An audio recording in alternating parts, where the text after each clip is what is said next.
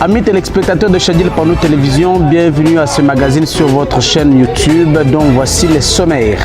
Le pont Loubi situé à plus ou moins 45 km de Mbujimai s'est effondré dimanche. Bilan, pas de pertes en vies humaines. Et puis John Kabir Chikayi n'a jamais vendu ni spolié le bien immeuble de l'État dans son règne ici au Kassai central comme gouverneur de province. C'est Willy Wishiabaka Touchipa, ministre provincial de ZTPR, qui l'a dit au cours de son point de presse tenu samedi. Et puis plusieurs messages de félicitations sont lancés à l'endroit du bureau définitif de l'Assemblée nationale. L'UNC Kassai central et une ministre provinciale sont à suivre dans ces magazines sur Chadil Pano Télévision. Bienvenue à tous. Je le dis au sommaire, il n'y a plus de passage sur le pont Loubi à plus ou moins 45 km de Mbujimai sur la route numéro 1 dans la province du Kassai oriental. Le pont Loubi s'est effondré dimanche matin au passage d'un camion chargé de marchandises. Jusqu'à présent, il n'y a pas de pertes en vies humaines, telles que nous déclare Franck Mamichigongla, notre permanent depuis Mbujimai.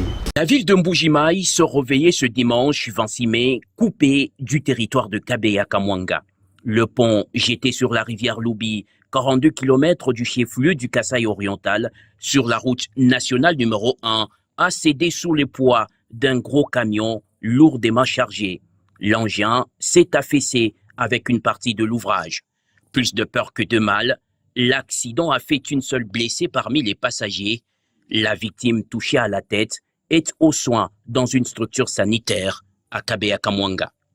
Aussitôt informé, l'office de route, direction provinciale du Kassai oriental, s'est transporté sur les lieux du drame. Objectif affiché par son directeur Marcus Okitachucha, avec quelques membres du gouvernement provincial, s'enquérir de la situation et prendre des dispositions urgentes afin de rétablir le trafic sur cette rivière. Les premiers constats faits par cette mission technique renseignent que l'accident a été causé par le non-respect du tonnage et le manque de contrôle.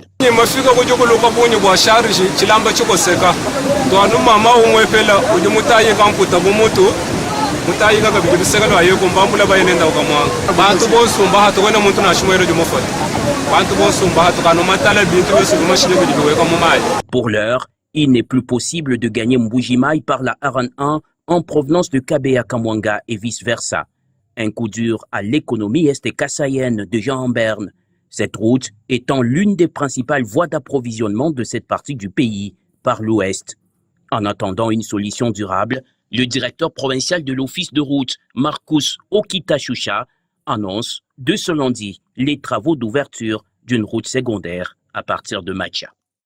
Plusieurs agents de certains services de la fonction publique de la province de Lomami travaillent dans des conditions de précarité.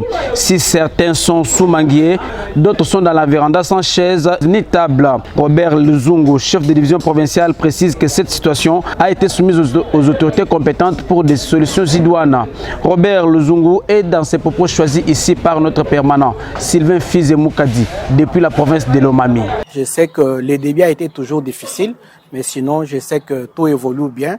L'administration est maintenant à sa place, tout marche correctement. Depuis le 15 avril 2024, que je suis à la tête de la division provinciale de la fonction publique des actifs. Oui, je sais que tout évolue un peu bien, partiellement, parce que nous avons un peu de petits soucis par rapport à la capacité du bureau. Vous savez que la fonction publique, c'est une grande division qui gère les autres divisions dans l'administration publique. Et des fois, nous avons cette difficulté-là par manque de la capacité du bureau qui pose des sérieux problèmes. Les agents n'ont pas des endroits où ils peuvent bien travailler. Voilà la grande difficulté que nous sommes en train de rencontrer. Mais sinon, nous appelons à l'autorité de pouvoir penser à nous pour pouvoir nous chercher quand même un cadre pouvant permettre de bien travailler. Le cadre pose problème, donc nous avons déjà posé le problème auprès de l'autorité et tant que père de la famille, il nous a promis, je sais qu'il va réaliser. Je l'ai dit au sommaire de ce journal, accusé d'avoir spolié et vendu le bien immeuble de l'État au Kassai central, Willy Wishiabaka Touchipa, ministre provincial en charge des ITPR, urbanisme et habitat, à lors de sa sortie médiatique de ce samedi dans sa résidence privée, rejetait toutes les accusations formulées à son endroit. Pour Willy Wishiabaka Touchipa, seule la commission qu'il a sollicitée auprès de l'Assemblée provinciale du Kassai central pourra déterminer s'il y a eu vente, spoliation ou pas dans la province du Kassai central. Suivez ces reportages.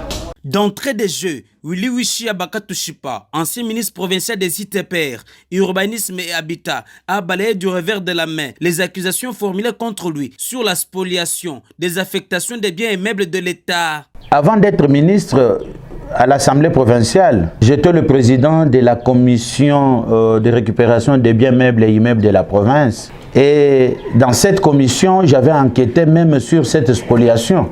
Et depuis que j'étais à l'Assemblée provinciale, c'était déjà à peu près 300 maisons de l'État qui ont été vendues et spoliées. Quand je suis arrivé à la tête de ce ministère, on a failli pleurer. J'ai trouvé la dame conservateur qui était là et celle qui était au cadastre. Mais elles ont vendu même des servitudes. Toutes ces servitudes qui sont sur la ville. S'il faut aujourd'hui poser la question, comment on a spolié des maisons? Il faut commencer par poser la question à Madame Claudine, Madame Tchabou, qu'on cherche à réhabiliter aujourd'hui. Cet actuel élu de la ville de Kananga a, quant au sujet de la lettre sur la suspension de l'exploitation de la carrière de Langanza par l'entreprise Arabe Contractor, expliqué ce qui suit. Dans cette lettre-là, nulle part, il est dit qu'on a suspendu les travaux d'Arabe Contractor. On avait suspendu l'exploitation d'Arabe Contractor dans la carrière. Cette lettre-là ne peut pas tout dire. Moi, je crois qu'il fallait commencer par poser la question. Pourquoi ça? Le gouverneur appelle encore Arabe Contractor. Là, c'est peut-être au mois de mars, là. Il y aura l'activité qui doit se passer en ville. Des grandes personnalités. Vous nous donnez des graviers et vous venez pour qu'on puisse formaliser. Je dois prendre un arrêté. La province doit commencer à bénéficier 20%. Nous ne sommes pas obligés chaque fois de passer derrière vous pour vous demander des matériaux. Ok, dans 48 heures. Mais les gens là, ils vous bloquent même, ils ferment leur téléphone. Comme gouvernement responsable, pour les pousser à concrétiser, vous allez faire quoi? Le gouvernement m'a demandé de prendre cette lettre-là. Et j'ai bien souligné, pour ne pas obtempérer. L'actualité faisant aussi écho sur le média et les réseaux sociaux kanangais concernant une probable annulation de l'élection du gouverneur et son vice, c'est bras droit de John Kabea Chikai, gouverneur sortant, répond. Ceux qui veulent insulter le gouverneur Kabea ou bien nous insulter, c'est peut-être par une mauvaise foi. Parce qu'on ne peut pas attaquer une décision au Conseil d'État, la décision qui n'était pas attaquée donc au premier degré. Parce qu'il fallait commencer à la Cour d'appel. Comme il n'y a pas une décision attaquée à la Cour d'appel, comment on pouvait aller maintenant au second degré attaquer? Non, ce sont des bobards. Il faut noter que Willy Wishi Abakatushipa annonce avoir saisi le bureau de l'Assemblée provinciale pour que ce dernier constitue une commission d'enquête pouvant étudier tous les dossiers des biens de l'État afin de voir clair. Il a par la même occasion accusé Madame Claudine Odia et Madame Tchabou, à l'époque conservatrice et chef de division de cadastre, comme responsable de la spoliation de la maison qu'abritait la division provinciale du genre. Et puis la population du Kasaï central est invitée à réserver un accueil digne de son nom une fois que le nouveau gouverneur élu de la province du Kasaï central, Moïse Kambulu Nkonko, fera ses pieds au Kasaï central comme gouverneur de province. Cet appel est de Honoré Joukawa Mfwanganaï, qui est président fédéral du parti politique Action pour la rupture, le développement et allié, parti politique cher à Jacques Kiaboula Katoué, gouverneur de la province de la Haut-Katanga. Pour lui, Moïse Kambulu Nkonko mérite d'être accueilli car c'est lui l'homme qu'on attendait pour le changement de la province du Kasaï central. On l'écoute. Présentement, je suis très heureux.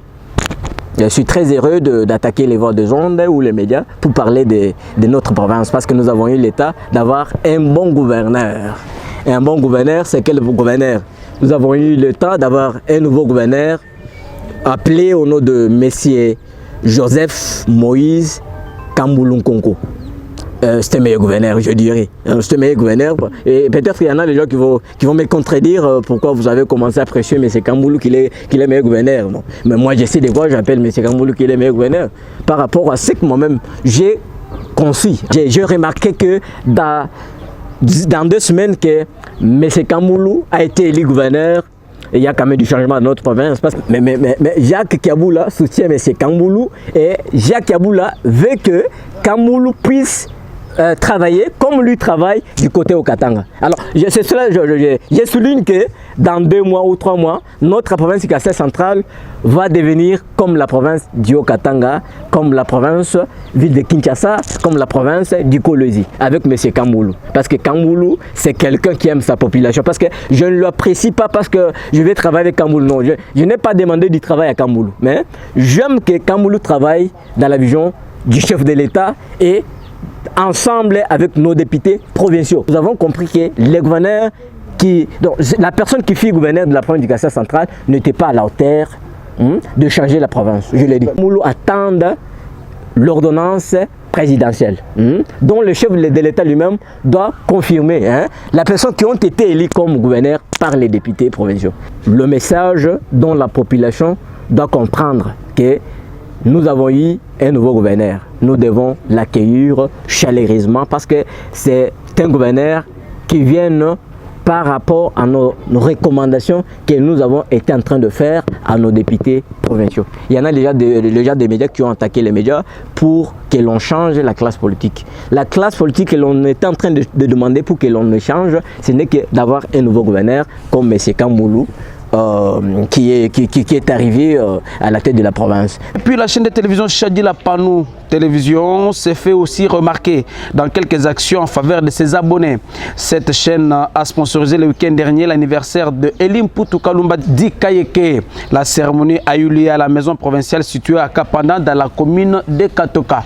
Suivez Elim Poutou Kalumba Di Kayeke qui s'exprime en faveur de cette chaîne au terme de cette activité. Il faut soutenir cette grande structure médiatique qui a un bon avenir.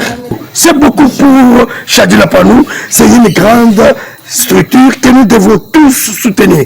Et voilà pourquoi je lance un message pathétique, un message auprès de nos partenaires qui vivent ailleurs, comme à Kananga, de soutenir cette structure médiatique Chadila Panou qui est chapeautée par Soleil Ntumba. Je voudrais voir cette structure aller vers l'avant. Nous en avons parlé au sommaire de cette session sur votre magazine Chadila Panou Télévision, élection des membres du bureau définitif de l'Assemblée nationale, Dr Aimé Kaloubi, ministre provincial en charge du genre, famille et enfants, salue la présence des 3 femmes dans ce bureau.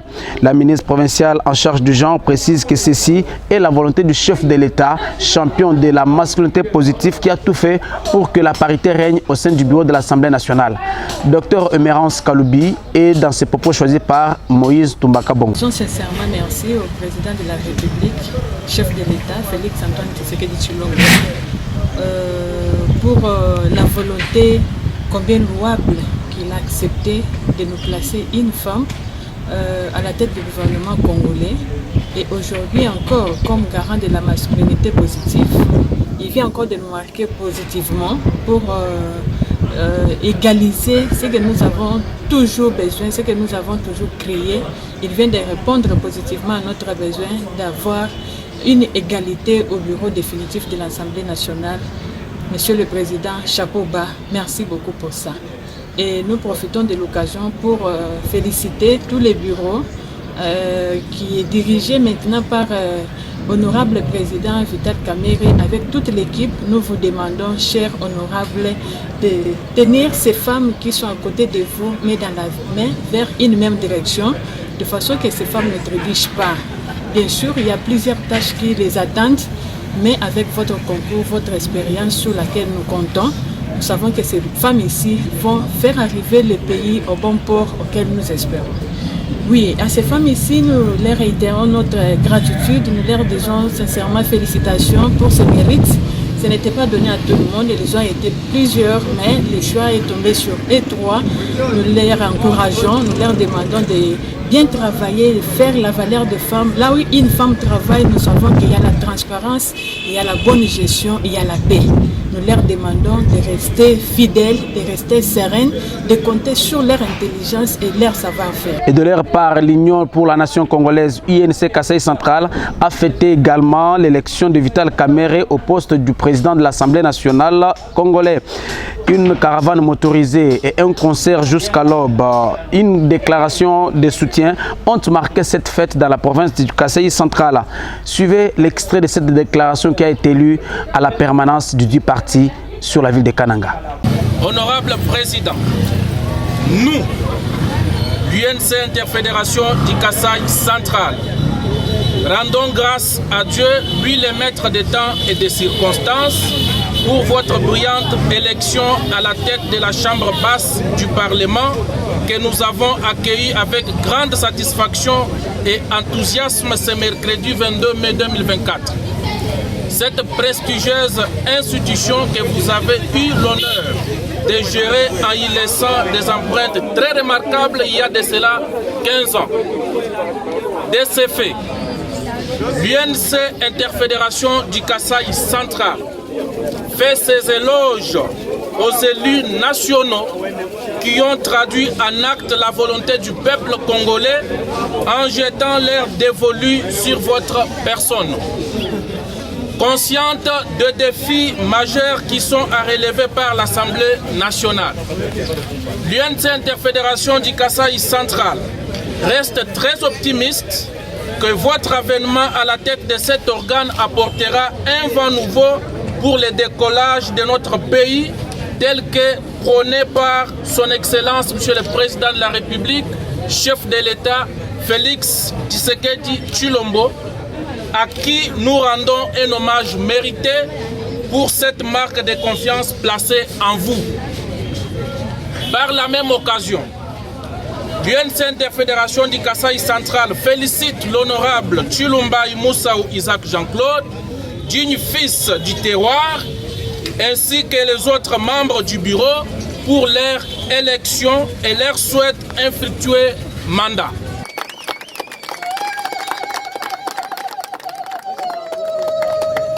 Et en plus bref, sachez que l'eau, l'électricité, les infrastructures routières au Kasaï central, voilà les priorités du sénateur Jean Tshisekedi à la Chambre haute du Parlement congolais.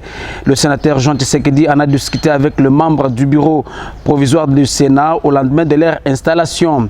Jean Tshisekedi s'est dit déterminé à porter haute la voix du Kasaï central partout où il le faudra.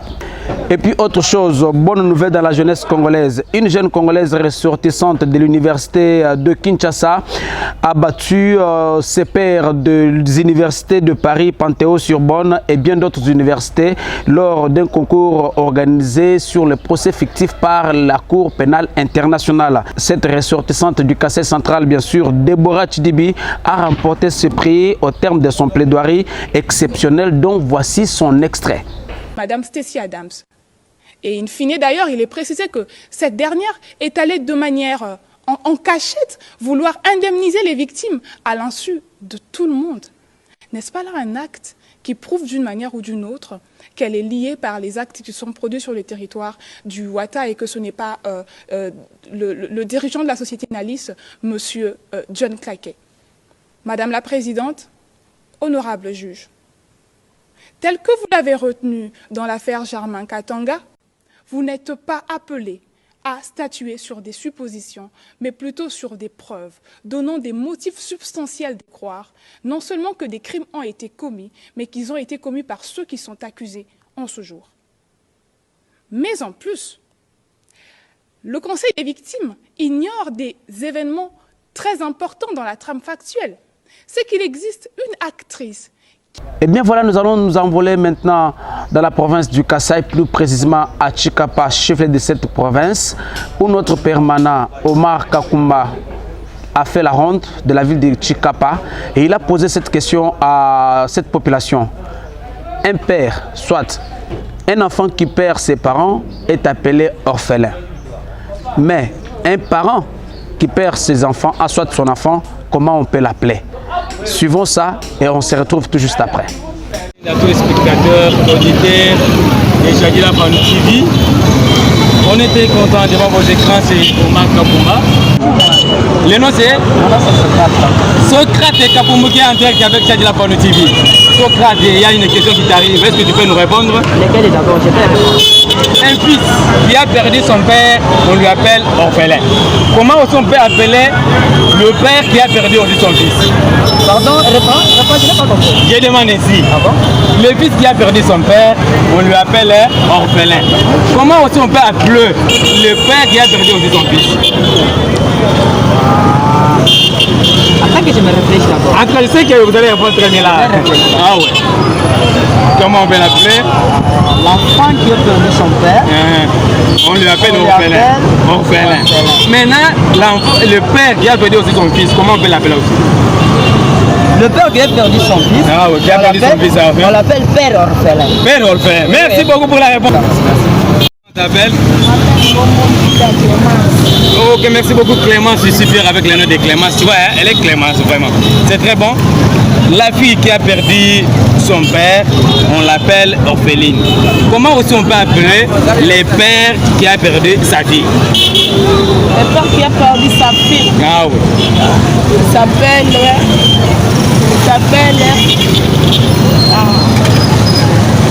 orphelin. Papa orphelin. Merci beaucoup pour la réponse. C'est Clémence. Elle dit que le père qui a perdu sa fille, on peut l'appeler papa orphelin. Merci beaucoup pour la réponse. Bonjour. On t'appelle comment? Kumbangala Mouloumé. Le prénom c'est Marcel. Marcel. On est en direct avec Marcel sur le micro Chadila Pano TV.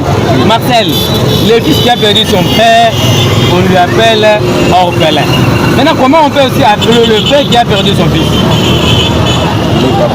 Les papagnas. Merci beaucoup pour la réponse, monsieur. Pour lui, c'est papagnas. Merci beaucoup pour la réponse. Madame, bonjour. Comment on t'appelle? Naomi, on est en direct avec Naomi, vraiment. Naomi, la fille qui a perdu son père, on l'appelle orpheline. Comment aussi on peut appeler le père qui a perdu sa fille? Papère. Papère. Ouais, merci beaucoup pour la réponse. Merci beaucoup. On l'appelle papère. Merci. Bonjour. Comment on t'appelle? Mais c'est Fouamba Fabrice, j'espère. Ah ouais, on est en direct avec Fabrice devant les micros de Chadila Pano TV. Mais c'est Fabrice, le fils qui a perdu son père, on lui appelle orphelin. Comment aussi on peut appeler le père qui a perdu son fils? On peut l'appeler comment alors? Orphelin. Merci beaucoup. C'est-à-dire le père qui a perdu son fils, on peut l'appeler orphelin. Merci beaucoup pour la réponse. Okay. Merci. Voilà, vous venez de suivre donc la balade et la réponse que nos amis de Chikapa ont donnée par rapport à la question leur posée par Omar Kakumba. Eh bien, la réponse à cette question, on appelle un parent qui a perdu son enfant, on l'appelle tout simplement papange. Voilà. Papange s'il est papa, mamange si elle est maman. On se retrouve à la prochaine, chers amis, pour d'autres aventures. Merci pour votre confiance sur Chadila Pano Télévision. Abonnez-vous massivement et partagez, car vous ne serez jamais déçus.